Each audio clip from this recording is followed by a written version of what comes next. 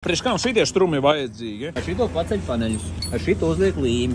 Tā neviens nav redzējis. Es tikai paneļu montāžā šitās te kausiņš ar vilnīti. Šitās ir skrūves, ko gāzbetonā stiprin iekšā stutes, jo kamēr nav U-bloks, pirmās tātad dienas ir jāstāv uz stutēm. Katram ceram panelim. Šis pa instrumentu. Es nezinu šito. Reini, tev ir tāds? Strumušiem. Laikam, jā. Šitas? Ai, nu, ko es viņam teicu priekšā, lai pārbaudītu? Ai, jums izmaiņas te ir visu laiku vai nav vēl?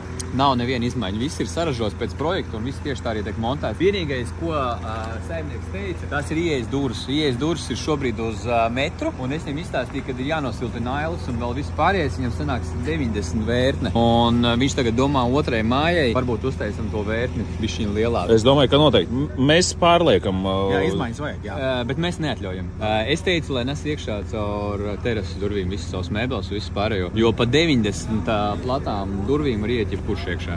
Labi, pasties, šitādas te vajag, jā? Cik ilgi viņiem jāturās? Kamēr sabetonē U-bloku augšā. Augšā visur pa perimetru būs betonētā josla, kas arī būs kā pārsedze. Un kamēr viņi nav uztaisīti, mēs nevaram ņemt no stūtas. Jautājums, siltās grīdas šeit ir apakšā? Nē, grīdas celsies šeit augšā, te būs siltās grīdas. Šis būs grīdas līmenis. Vēl celsies, ok, es domāju, vai skrūvas nav samalts iekšā tur. Visas komunikācijas, viss būs iekšā šeit grīdā. Super. Vēl siltinājums būs, jā? Komunikācijas.